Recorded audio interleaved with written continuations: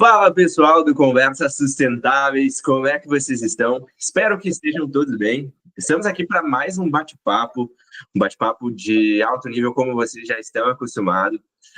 A gente tem trazido bastante pautas que conectam a economia circular e inovação dentro desse meio.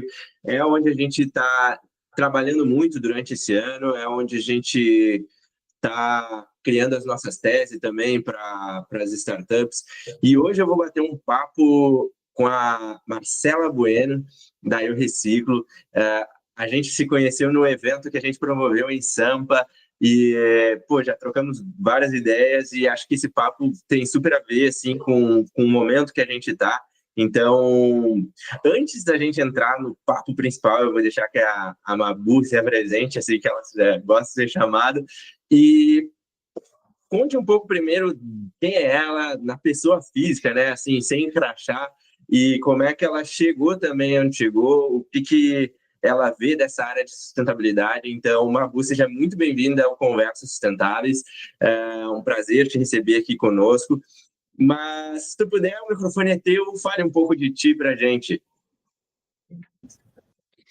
Wagner, primeiro, brigadíssimo pelo espaço e queria te parabenizar de novo pelo evento que a gente se conheceu, foi muito enriquecedor, então parabéns aí pelo trabalho. Bom, Mabu vem de Marcela Bueno, foi o apelido aí que me deram assim que eu entrei no setor, e já faz 7 anos, então muita gente vai me conhecer como Mabu, não como Marcela Bueno, mas, enfim, eu sou engenheira de alimentos de formação, me formei na Unicamp, sempre fui apaixonada pelo tema de reciclagem, inclusive começou a despertar o interesse na faculdade, fiz meu TCC em polietileno verde, na época era uma super novidade que a Braskem estava lançando, e daí eu fui me envolvendo cada vez mais, trabalhei 2 anos com café, com embalagens especificamente, como engenheira de alimentos. Depois depois que eu me formei, né, eu fui trabalhar na indústria do café como engenheira de alimentos, numa marca grande aqui no Brasil, na JDE, e olhando para embalagens também. E depois eu fui trabalhar com consultoria, mas sempre querendo buscar um trabalho que trouxesse diretamente o impacto ambiental e social, né? Então, no meu tempo ali de consultoria, foi um momento que o meu trabalho não era diretamente esse, mas fiquei com aquela pulga atrás da orelha e, enfim, fiz vários projetos sociais, fundei uma ONG em paralelo com o trabalho, e até o momento que eu falei, não, eu preciso olhar para o trabalho que tenha um impacto direto, né? E aí foi assim que eu cheguei no Eu Reciclo, e durante essa minha experiência, até olhando para o impacto social e ambiental, tem uma frase que me marca muito, que é: seja você o impacto que você quer ser no mundo, né? Então, foi muito nesse viés que eu procurei a Eu Reciclo, cheguei até o Reciclo, para, através do trabalho, trazer esse impacto, no caso ambiental, né? Como também social. Mas, então, isso aí sempre teve contigo, assim, essa questão de contribuir, de achar que, o que a gente pode fazer mais, foi algo que foi natural, não foi a oportunidade de mercado, por exemplo? Não, foi uma coisa que eu realmente busquei de forma consciente. Eu estava numa consultoria grande, uma Big Four, e aí ao longo do trabalho ali, no final do período que eu trabalhei lá, eu já estava buscando algumas oportunidades, mas focada muito com esse viés. Então, eu achei o Reciclo nessas buscas por empresas que tinham como propósito o impacto ambiental e social. Muito legal. E, bom, então hoje a gente vai bater um papo aqui, pessoal, que conecta essa inovação, as embalagens, mas antes eu quero agradecer também os nossos patrocinadores aqui, a Vida Veg, a Organic, a Papyrus, que estão com a gente aqui no Conversas Sustentáveis, acreditam bastante, dão voz aqui para que a gente possa falar muito desses conteúdos que a gente acredita, e principalmente a liberdade que eles nos dão de acreditar em qualquer, assim, vou fazer isso aqui, a galera geralmente está com a gente, então muito obrigado. E quem quiser também conhecer um pouco mais do Conversas Sustentáveis, é comunidadecs.club. Malu, então, bora pro assunto aqui. Já fizemos nosso javazinho aqui da galera. Agora a gente falar um pouco de embalagens como um vetor de transformação de negócio, né? Eu, particularmente, costumo dizer que, às vezes, quando eu vou ao mercado, eu não vejo a galera olhando para a embalagem e o que aquilo dali pode trazer, o que é o impacto. Principalmente porque a gente vive numa nação que é majoritariamente pobre e cada centavo impacta, né, na compra. Como é que a gente pode fazer gerar valor para as pessoas e que, da mesma maneira, seja acessível, né? Acho que a palavra acessível é super importante, principalmente em países como o nosso, para divulgação, para que a gente entenda que tudo aquilo que a gente compra tem um impacto, né? Seja na hora, seja na concepção, ou seja no pós. Então, como é que está a tua visão em relação a isso? Bom, eu acho que nesse ponto que você trouxe, né, da conscientização, eu acho que o consumidor, ele já está mudando bastante o perfil dele, né? Então, acho que isso é uma notícia interessante, porque eu entendo que a questão de preço, ela vai pesar, principalmente considerando a nossa realidade aqui, mas a gente tem acompanhado pesquisas e até feito pesquisas onde a questão da sustentabilidade, ela aparece ali depois de preço ainda, considerando, né, Brasil, mas ela já aparece ali em terceiro, quarto lugar, como um item de decisão para que ele escolha um produto ou outro, né? Então, isso falando de decisão. E é lógico que também tem aqueles consumidores que olham para a sustentabilidade, talvez não como um fator decisivo, mas a última pesquisa que a gente acompanhou aqui da Union Webster, 85% dos brasileiros preferem adquirir produtos de empresas que tenham ações de sustentabilidade evidentes ali, né? Então, uma preferência, não necessariamente ele vai efetivar aquela compra, mas a gente já percebe essa mudança no comportamento do próprio consumidor. E olhando para essa mudança do comportamento, é que eu reciclo desde a sua concepção, né, que o foco é o crédito de logística reversa, a gente também se preocupou em como que a marca poderia comunicar isso para o cliente dela, porque no fundo a embalagem ela representa a experiência do consumidor, né? A comunicação da marca, a diferenciação dela dos concorrentes.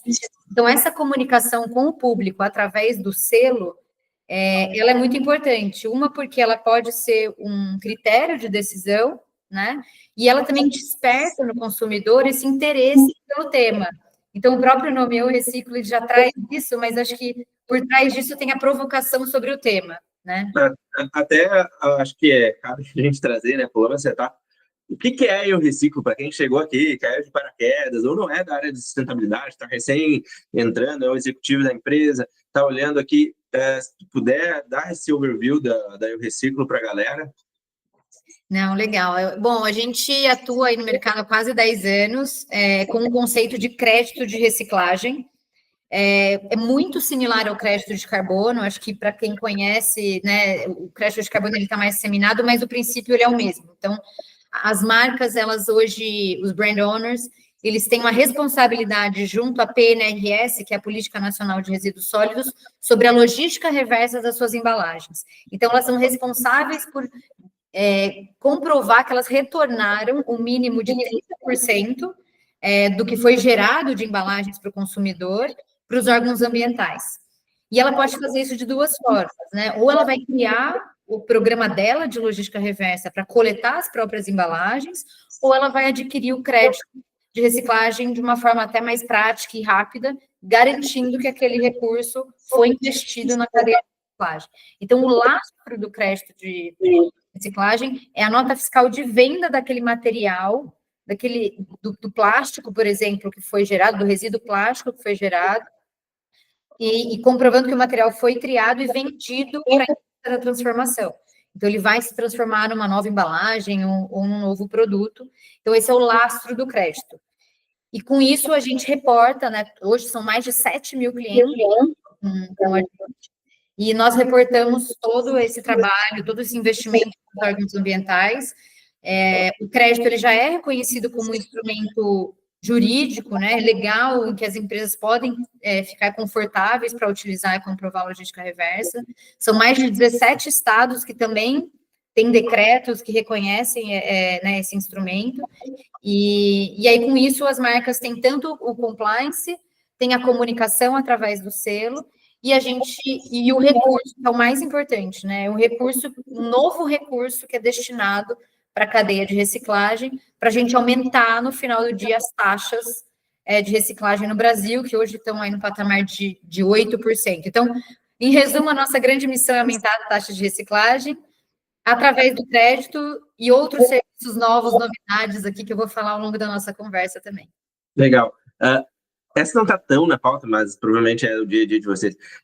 A gente tem um desafio na questão da economia circular, assim, pela informalidade, por uma série de coisas. Como é que vocês trabalham isso ou tentam profissionalizar esse mercado, às vezes que, a gente sabe que às vezes é dominado por uma galera aqui que não é muito flor que se cheire, vamos dizer assim. Acho que dentro do nosso país é um mercado bem difícil também, né? As pessoas verem valor em tudo isso, quando a gente, como Comércio Sustentável, que trabalha a educação, a gente vê a carência que a gente tem no nível de educação, então tudo é muito difícil. Como é que vocês fazem isso e tentam mostrar para as empresas, fora as regulamentações, mas da importância disso, de fato? Não, você trouxe um ponto inicial que eu acho que é um dos primeiros desafios aí da cadeia, né? A questão da informalidade, mas eu acho que, olhando um pouquinho para o histórico, e eu vejo com muito otimismo a evolução que eu né, vivenciei nesses últimos 7 anos aqui no Reciclo, era um setor que não tinha a luz que ele tem hoje, né? Em termos de exigência, de potenciais, até para as marcas poderem ver a reciclagem como um pilar de sustentabilidade, dentro dos itens de sustentabilidade que a gente vê, sempre falam muito de energia, de água, e agora acho que realmente chegou a pauta da reciclagem. Então, só o fato disso ser um tema já provoca outras questões, né? Então, a questão da informalidade, sim, ela é um desafio, e a gente atua diretamente profissionalizando, apoiando a profissionalização desse setor através dos recursos do crédito. Então, a gente tem um programa aqui que chama Eu Reciclo Impacta, que acompanha o desenvolvimento dos nossos fornecedores de qualquer nível, desde o mais básico até o mais maduro em termos de negócio, né? E como o próprio crédito já é um incentivo, como ele já, o lastro dele é a nota fiscal, um exemplo básico, um operador ele não gera o crédito se ele não fizer uma comunicação via nota fiscal. Então, isso é um incentivo básico aí para que ele já queira receber o crédito e, com isso, se homologar e se regularizar. Mas dados... Então, o primeiro ponto é a informalidade, que acaba impactando o segundo ponto, que são os dados, né? Então, a gente não tem hoje uma visão clara, efetiva, de quanto, de fato, a gente recicla, a gente fala uns 8%, e ainda estima-se que 8%, metade disso é informal, então a gente não tem mesmo um lastro, né? Mas isso está evoluindo bastante em relação, junto com as regulamentações. Então, a regulamentação ela é muito importante porque ela define os papéis e responsabilidades, e com isso ela traz isonomia, né? Não é uma empresa ou outra que vai atuar, são todas as empresas que vão atuar juntas, e aí a gente consegue ter ganhos de escala para, de fato, viabilizar a reciclagem. Legal, eu acho que também tem o papel da inovação e tecnologia, que consegue trazer também mais transparência, né, do que está sendo feito, que acho que antes não tinha, um mercado que era todo ele meio que a Deus dará, no fio do bigode, e acho que funciona bem. Outro ponto é o seguinte, todo mundo, vamos supor, né, que as pessoas, beleza, sustentável, é bom e tal, por que ainda tem dificuldade de escalar esse mercado, essas embalagens sustentáveis? Bom, eu vou dividir aqui. Tem a etapa da coleta e da triagem, né? Que eu acho que é onde está hoje o gargalo e é onde o crédito de reciclagem atua. Então, um desafio inerente até à nossa geografia brasileira, né? As distâncias são muito grandes, para eu conseguir, às vezes, transportar um material para ele ser reciclado, porque dependendo da indústria, ela está muito concentrada em algumas regiões, né? Então, a questão da logística é um grande desafio, e o crédito ele entra para suprir esse gap econômico de algumas cadeias e aí tornar essa cadeia viável. Então, acho que o primeiro ponto da escalabilidade é garantir que essa etapa da triagem, o fornecimento de materiais reciclados, ele seja mais constante, né? Então, esse é um primeiro ponto. E o segundo item, que é onde a gente está trabalhando agora, nessa unidade de novos negócios, é a aplicação, porque se a gente começar a ter muito volume de material reciclado, o que puxa no final a cadeia é onde eu vou aplicar esse material reciclado. E aí entra a parte das embalagens, por exemplo, com um conteúdo reciclado maior. E aí vem o segundo desafio para a gente escalar isso, porque hoje, dependendo do material, você tem um custo, às vezes, um pouco maior do que comparado com material virgem, né? Mas isso já estamos desmistificando, porque dependendo do material, como os flexíveis, por exemplo, consegue chegar quase no mesmo valor, e isso que as empresas muitas vezes não têm tempo, ou não tem uma área dedicada para olhar para isso, e a gente traz a solução pronta, porque no final escalabilidade é volume, né?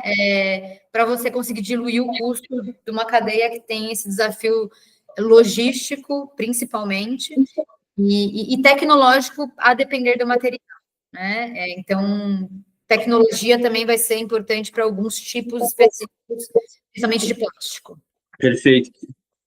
Eu, particularmente, eu tenho uma visão que, para que as coisas andem, acabo dizendo isso direto, assim, que a sociedade tem um papel, né? Então, eu, como pessoa física, tenho um papel. Eu, como empresa, então, no caso, as corporações, têm o seu papel. E a parte de políticas públicas, né? Acho que cada um tem seu papel. A pessoa, ela tem um impacto pequeno, mas ela tem ali o dia a dia dela, que ela também tem que ter um nível de consciência. A empresa já tem um impacto sobre mais vidas, então, assim, é um impacto maior. E o poder público, né? Numa canetada, eu costumo dizer que decide a vida de muita gente. Uhum. E nos países desenvolvidos, né? Os países ricos, eles têm uma conversa muito boa entre as três frentes, né? Maturidade, as empresas e o poder público. Por isso que muitas coisas funcionam. Aqui no Brasil, tu vê esses incentivos acontecendo, tu tocou um pouco nesse assunto, mas tu acha que eles poderiam ser mais rápidos, que eles já estão acontecendo da maneira que poderiam, ou como eles podem ser até melhores, na verdade, para que a gente tenha essa tomada de decisão e acelere esse processo? Wagner, ser mais rápido, a gente sempre quer que tudo seja mais rápido, porque não é nem a gente, né? É o meio ambiente que pede essa urgência. A gente está acompanhando mudanças climáticas evidentes em que a gente, como pessoa física, está sofrendo, então acho que essa urgência ela sempre vai acontecer. Mas, falando de Brasil, a gente teve uma evolução muito grande nos últimos 3 anos, de regulamentações mesmo a níveis estaduais. Então, decretos estaduais regulamentando a logística reversa, fazendo a fiscalização para que ela aconteça, e um diálogo muito próximo do poder público com os atores todos da cadeia, porque não adianta você também ter uma regulamentação escrita e que não é viável na prática, né? Sem considerar a realidade na prática daquele setor, especificamente do Brasil. Às vezes a gente se espelha em regulamentações europeias e, né, não traz praticidade. Então, eu vejo com bastante otimismo que já tem o decreto federal que fala sobre logística reversa, tem os decretos estaduais, tem o decreto do vidro, que está vigente há 2 anos, com metas de conteúdo reciclado também. E o plástico, o decreto do plástico, todo mundo está ansioso aí esperando, que já foi para consulta pública lá atrás, então a gente tem expectativas aí também de sair esse ano. E eu acho que isso demonstra o papel do poder público, a evolução que teve isso, né? Esse tema dentro de outras discussões, porque, de novo, sustentabilidade é um tema muito amplo.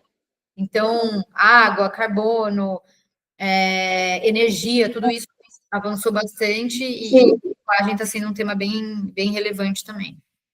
Perfeito. Não mudaria nada? Mudaria.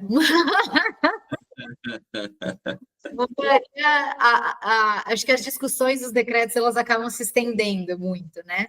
E aí, quando se estende muito, muitas coisas mudam, muitas variáveis, pessoas mudam, então isso torna às vezes mais difícil esse processo. Quanto mais a gente posterga, menos tempo a gente tem para estruturar toda a cadeia, né? Então eu acho que já vejo um otimismo, mas eu acho que a gente pode estar mais próximo ainda para isso acontecer mais rápido. Perfeito.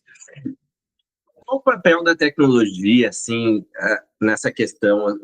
Eu sou uma pessoa que normalmente eu faço uns podcasts e eu gosto de provocar assim, a galera a pensar, refletir. Eu normalmente digo, cara, não acredita em mim, nem no convidado. Pega essa informação e vê o que tu consegue tirar de melhor, pensa sobre ti. E eu falo que a gente tem que pisar no acelerador ao invés do freio, né? Mas na questão de inovação. Então, assim, eu acredito muito que a gente tenha que inovar, porque é um sinônimo que a gente vai melhorar esses processos, ser mais eficientes, uma série de situações. E aí eu queria que tu me dissesse o que seriam os materiais do futuro. Será que a gente vai acabar com o plástico? Eu acho que até o momento a gente não tem nada mais eficaz, né, do que o plástico. Tem uma visão diferente de plástico ser o vilão também, eu acho que é super importante. E como é que o que tem para o futuro que a gente pode trabalhar, que a gente, de repente, eu costumo dizer que a gente possa conseguir continuar consumindo, mas que seja sem essa preocupação, né? Porque, como a gente disse, a gente é um país pobre, então se a gente luta por prosperidade no nosso país, vai ter mais consumo de energia, vai ter mais compras, as pessoas vão comprar mais carros, ou uma série de outras coisas. Então é o que eu digo assim, é injusto dizer que essas pessoas não podem ter isso. A questão é como é que a gente faz para que todo mundo tenha e a gente não tenha um colapso ambiental dentro desse ponto, né? Então, trazendo para essa área, o que tu vê de novos materiais assim surgindo, ou o que tu apostaria que está acontecendo assim, o que tu já viu? Boa. Eu acho que o primeiro ponto que você tocou é a questão do plástico, né? Assim, a gente não vai acabar com o consumo de plástico, assim, e aqui a gente está falando de embalagem, mas vamos pensar no plástico tem equipamentos médicos, né? Dispositivos médicos. Como é que. Então aí a gente começa a entender o tamanho da aplicação que tem esse material. Energia, né? Os cabos de energia, tudo. Cabos, exato, toda uma estrutura. Mas não é por isso também que a gente não tem que olhar para isso e aprimorar sempre. Então, acho que a gente melhora o que já tem. Exato. Então, acho que o primeiro ponto é o exercício da redução do volume que você usa hoje, ele é o primeiro exercício. Porque muitas vezes você não precisa trocar de material, mas você tem uma oportunidade de redução daquele volume que você usa, falando agora um pouco mais do ambiente aqui de embalagem, né? Você tem uma oportunidade de olhar para esse volume que você usa. Imagina você comprando um item no e-commerce, vem lá um monte de embalagem.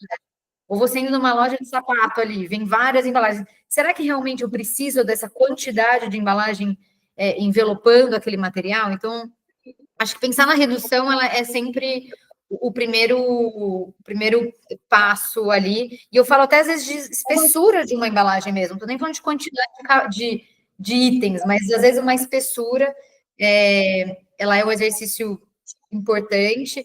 Tem uma regulamentação europeia que é a Packaging Waste Regulation, que a gente olha muito aqui para ela, e ela ranqueia alguns requisitos ali. Ela define o que é uma embalagem sustentável. Então, o primeiro ponto é essa redução. Tem um outro item que é aumentar o percentual de conteúdo reciclado, porque isso evita que você extraia novos material virgem. Então, eu vou dar um exemplo. Se eu faço o plástico do material virgem, da extração do petróleo, eu estou emitindo 2 vezes mais CO2 do que se eu fizer com material reciclado. Porque a pegada de carbono da produção do plástico, ela está exatamente nessa etapa da extração, né? É o maior volume. Então, isso é um outro exemplo. Um outro exemplo é diminuir espaços vazios nas embalagens. E eu estou falando um pouco mais do olhar da empresa, o que ela pode fazer, porque são ações pequenas, mas que ela já está causando um impacto assim, enorme ali para questões de volume, volume consumido, né? Sabe, isso, isso aqui são dúvidas, né? Porque não é o meu chão, assim. Mas tu acha que isso serve para qualquer empresa, por exemplo, que produz embalagem? Porque para um pequeno, às vezes, pode ser um impacto maior, né? Um grande que tem uma responsabilidade, que tem, que nem eu costumo dizer, né? Eu falo para a galera, cara, não é o banho de 5 minutos que vai matar o ambiente, né? Questão de produção, de uma série de outras coisas que são impacto. Tu olha que, assim, o pequeno ele já tem que estar com essa premissa, ou isso a gente está falando ainda para os grandes? Porque, às vezes, o pequeno ele fala, pô, tem tanta coisa para pensar aqui no meu dia a dia, eu também tenho que estar pensando nisso, e está querendo sobreviver, que nem a gente falou aqui, pô, Brasil, o cara precisa sobreviver, ele quer vender o negócio dele. Como é que tu enxerga isso? Eu acho que aqui a gente tem uma questão de um comportamento, de uma mudança de comportamento, de cultura mesmo, a gente sabe que não é no curto prazo. Então, aquele conceito do cradle to cradle, né, do berço ao berço, ela deveria servir para qualquer indústria que pense na embalagem. A gente sabe que as indústrias maiores vão ter um impacto maior, mas se a gente olha para o volume de empresas que o Brasil tem de pequeno e médio porte, a gente também está falando de volumes significativos, né? Então, eu acho que existe uma questão de mudança de comportamento mesmo, nosso como consumidor e como tomadores de decisão dentro das empresas. Então, eu acho que nisso se aplica para todo mundo. Mas falando ali do dia a dia, da realidade, de quem já está comprando embalagem, de quem já está, né, com os produtos, a gente sabe que existe um desafio de você poder encontrar fornecedores, e é por isso que o Reciclo está com essa frente de de venda de materiais no geral, além do crédito, que vai desde venda da sucata, da resina, até a embalagem pronta, para vencer essa barreira do tempo, né? Em vez de disputar o tempo com outros projetos que às vezes vão ter um impacto financeiro maior, uma rentabilidade maior, a gente já chega com a solução pronta, que a gente sabe que o desafio do tempo e custo ele é importante. Tu tocou num ponto que que é onde a gente começou, né, que é a parte de educação. Eu acho que a educação é fundamental para tudo, para tomada de decisão, para qualquer coisa, acho. E a mudança de cultura vem com uma mudança de maturidade, a gente lidar com isso. E eu acho que não dá só para deixar para o poder público, eu acho que ele tem um papel super importante nisso, mas como nós, como empresas, podemos trabalhar esse nível de educação para o nosso consumidor, como é que a gente pode fazer isso? Eu costumo dizer que a gente se originou de conteúdo, então a gente tem esse viés muito forte, né? Mas muitas empresas que estão lá, eu acho que eu acredito muito nessa questão de trazer o consumidor para dentro, olhando como, como eu digo, eu sou vendedor, né? E eu acho que quando a gente traz o consumidor para dentro, eles começam a ter mais confiança no que a gente faz. E aí a gente começa a educar e fica muito mais fácil a venda, até com valor agregado em cima disso. O que tu vê que a gente possa trabalhar essa cultura aqui também? Eu acho que eu não vou dizer a geração, mas acho que todo mundo que é mais novo, de aquela galera assim que tem 20, 30 e poucos anos, 40, a gente tende a ser meio imediatista, né? A gente vai ficando mais velho e a gente vai vendo que não é tão rápido e tal. Muita gente diz que essa geração é muito imediatista. Eu falo, cara, não conheço um jovem que não foi imediatista durante a vida, que queria resolver. Idade, né? Exatamente. E cultura leva tempo. Mas como é que tu vê que a gente pode trabalhar isso de uma maneira que seja mais assertiva? Primeiro ponto, eu concordo com você na questão a gente não pode depender de legislação, acho que eles têm um papel importante na isonomia, que nem eu falei, porque quando passa a ser uma obrigação de todos, a gente tem uma escala maior no curto prazo. Mas olhando para questões culturais, eu vejo a empresa, quando não tem os colaboradores envolvidos, principalmente a alta liderança, então a meta do executivo de alta, né, que está ali no alto escalão, tem que estar atrelada a questões de sustentabilidade, mais no sentido até do walk the talk, né? Se eu quero ser sustentável, então, e daí você consegue construir uma cultura para baixo, porque cultura é uma questão top-down no sentido da liderança não só falar, mas se comportar como com os valores que aquela empresa prega, né? Então, as metas dos executivos atreladas à sustentabilidade e, de fato, começar a usar isso como um critério na decisão, né? Parece aqui um pouco teórico, mas a gente tem empresas que já fizeram isso e voltaram atrás, mas aí eu acho que é porque muitas metas de ESG foram definidas, é uma opinião realmente muito pessoal aqui, a gente quis atacar o ESG de muitas formas, em todos os âmbitos, com resultados muito de curto prazo, né? Então, vamos escolher um deles, e aqui eu estou puxando a sardinha para a questão da embalagem, Então, escolhe um para atacar e construir o resultado do que querer atacar tudo e se decepcionar, porque tudo vai ter um custo, né? Questões de diversidade, de embalagem, sustentabilidade, gestão de resíduos, a energia, a redução de carbono, a gente quer fazer tudo.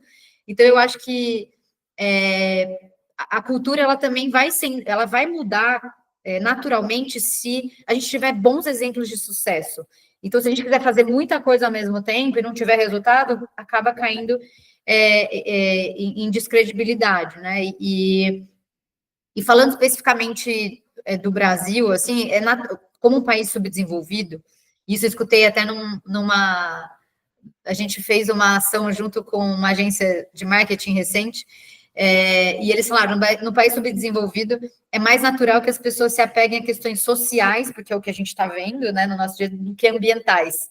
Então, isso também, às vezes, dificulta a gente olhar para questões ambientais, porque a gente não sente isso tanto, né, na pele, principalmente porque no Brasil a gente tem abundância de tudo, tem clima bom, então o fato de não sofrer com aquilo faz a gente não mudar tão rápido.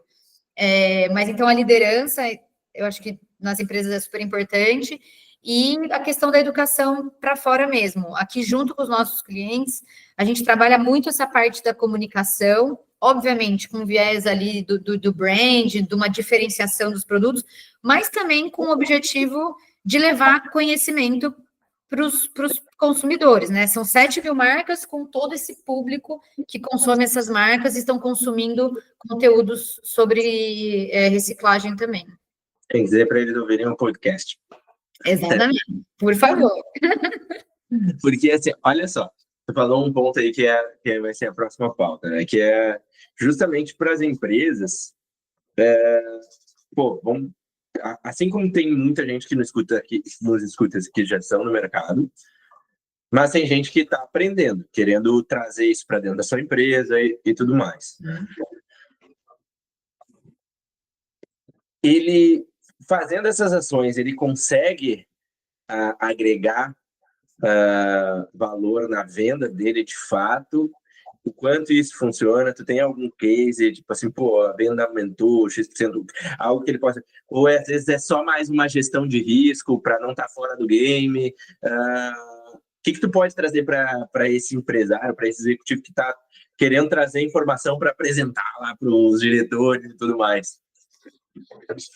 Não, acho que o primeiro ponto o selo, a gente fez uma pesquisa recente, né, com alguns consumidores, e o selo de 2023, 53% dos consumidores reconheciam o selo, então isso já é um reconhecimento, um diferencial que aquele produto ele já traz.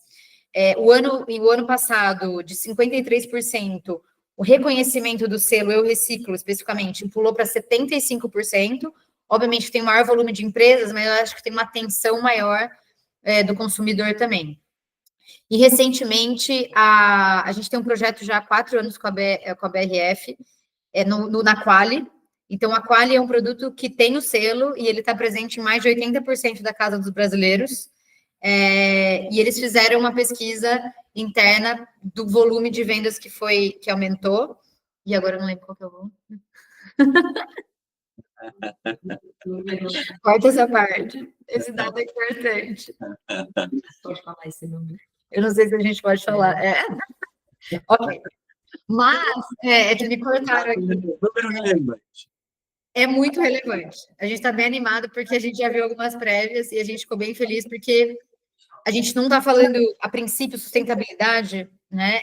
Era um tema que a gente via muito concentrado em classes altas, né? E até os próprios produtos, os primeiros produtos do Reciclo, dos primeiros clientes, eram produtos veganos, vegetarianos, que já têm um valor maior de venda. Mas com a pesquisa da Quali e até com a aderência e o crescimento que o projeto tem tido, a gente vê esse tema presente em todas, né, as classes. Então, acho que isso é um tema bem interessante. Assim que esse dado for publicado, a gente traz para vocês. Muito bom. Bom, primeiro que a gente está indo para a parte das perguntas mais ali dinâmicas, que são bem importantes. Mas antes, eu queria que tu deixasse uma mensagem também para a área de empresa, assim, por que tu acha que eles têm que estar olhando para isso?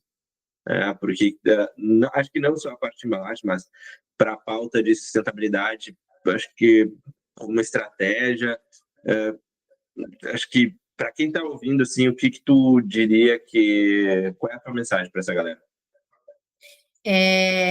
Bom, eu acho que sustentabilidade é uma questão de estratégia de sobrevivência mesmo, de curto, médio e longo prazo. Né? Sem essa questão da sustentabilidade, é a sobrevivência tanto da empresa quanto do meio ambiente em si. Então, não tem como olhar isso para isso. Então, você vê as grandes empresas fazendo esse movimento há bastante tempo e um aquecimento disso nos últimos anos. Acho que principalmente na pandemia foi uma grande mudança que eu acho que as pessoas perceberam, falando de embalagem específico, quanto de resíduos que geravam dentro de casa, né? Quantas vezes tinha que descer ali no prédio para poder... Então, acho que quando a gente sente isso na pele, a gente tende a mudar mais rápido, mas eu acho que é uma questão de estratégia de longevidade mesmo. Nenhuma marca, né, vai sobreviver se não olhar para esse tema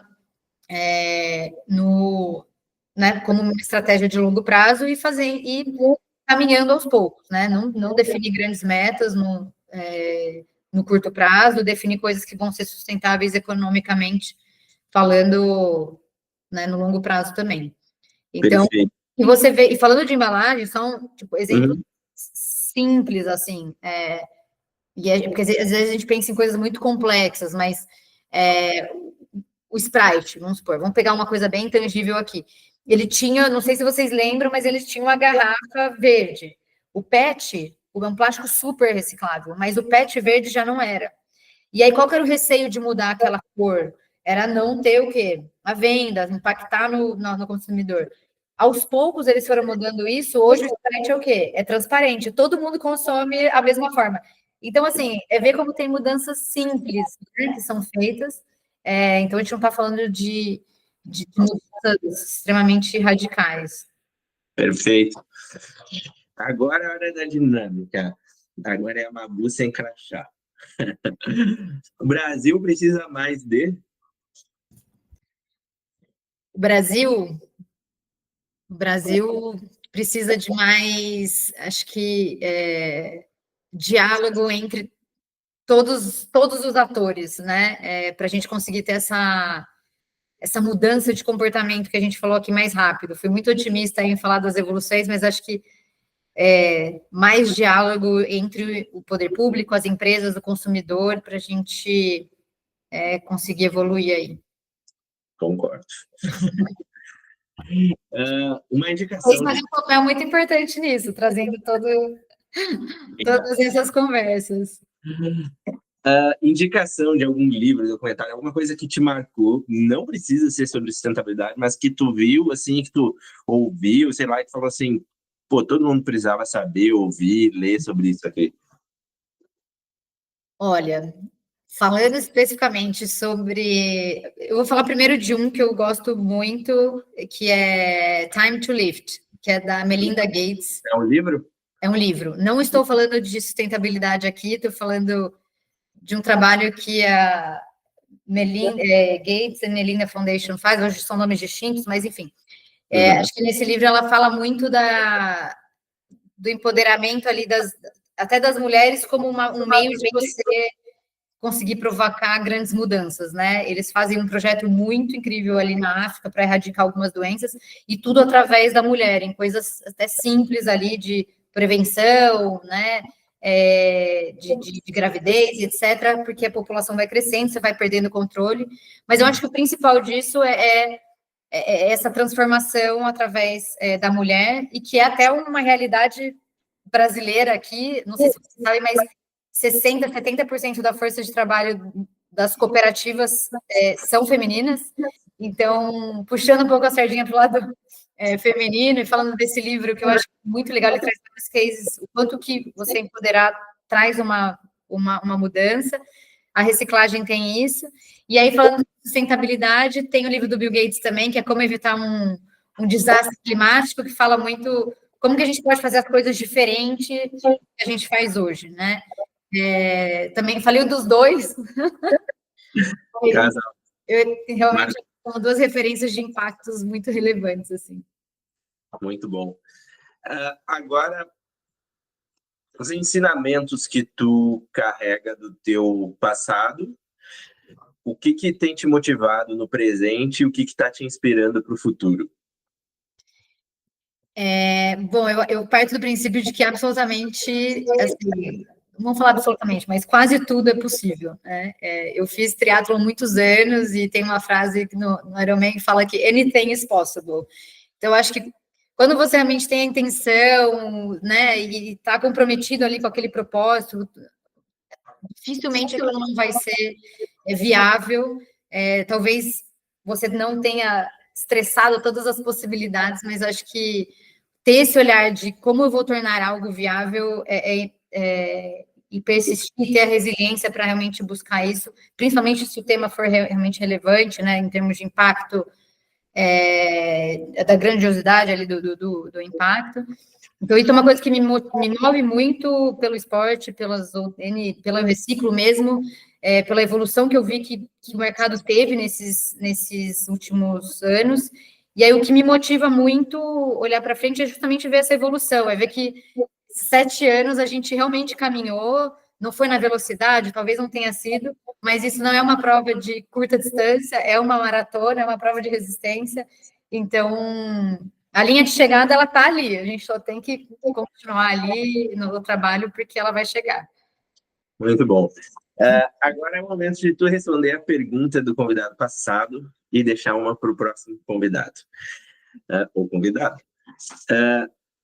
Quais são as características que você buscaria em pessoas para resolver problemas que ainda não foram resolvidos? Resiliência. Comprometimento e resiliência. Eu acho que esses são dois requisitos importantes. Assim, desafio vai ter que quebrar cabeça, vai ter que ser proativo, vai ter que ser independente, mas eu acho que no final do dia, vou falar aqui 3 palavras: comprometimento, disciplina, porque nem sempre a gente vai estar motivado, mas a disciplina faz com que o resultado ele venha. Às vezes a gente acorda, a gente não quer fazer, mas e aí a resiliência para poder passar por todos os desafios. Muito bom. E qual pergunta tu vai deixar para o próximo ou próximo? Eu vou fazer uma pergunta que eu comecei o nosso papo aqui. Qual a diferença que você quer ser no mundo? Não é ver no mundo, porque não estamos jogando a responsabilidade para outra pessoa, né? Para outro, qual responsabilidade, qual diferença você quer ser? Então, o que no seu dia a dia você vai fazer de diferente para ver a diferença que você gostaria de provocar aí no Muito mundo? bom. Deixa eu te fazer uma pergunta. Essa tá fora, mas o podcast é meu, eu vou fazer. Ixi, lá vem. Não. Pelo que tu quer ser lembrada? Eu acho, eu gostaria de ser lembrada por uma pessoa que aceitou desafios que alguém falou que era impossível e conseguiu, de alguma forma, mostrar que tinham caminhos. Eu acredito muito no diálogo, eu acredito muito em conectar pessoas. Eu acho que isso daqui isso aqui é um exemplo, né, de um evento. A gente já ninguém faz nada sozinho, então de novo, eu queria ser lembrada por isso e principalmente também pelas conexões que tornaram grandes impactos viáveis. Eu acho que são esses 2 pontos. Muito, muito, muito bom. Mabu, quero te agradecer por esse papo, acho que foi muito irado, bastante inspirador, assim, né? Que daria para falar bastante tempo. E agradecer também a galera que ficou com a gente até o final. Pode seguir a gente nas redes, Conversas Sustentáveis em todas as redes. Quem quiser me seguir no LinkedIn é Wagner Lopes ou WS Lopes no Insta. Babu, mensagem final tua, como a galera te acha nas redes, o microfone é teu. Boa. Não, agradecer aí de novo, adorei o bate-papo, é sempre super legal trocar ideia com você desse jeito mais informal. Espero que todo mundo se conecte aí e procure a gente. Eu Reciclo está na rede, no Instagram, selo Eu Reciclo, no LinkedIn também, como Eu Reciclo, e eu estou no LinkedIn como Marcela, com 2 L's, Bueno. Então podem me procurar e aí, enfim, Wagner tem meu contato, ele pode distribuir meu contato para todo mundo também. Show de bola. Pessoal, muito obrigado e vejo vocês no próximo episódio. Tchau, tchau. Tchau, tchau.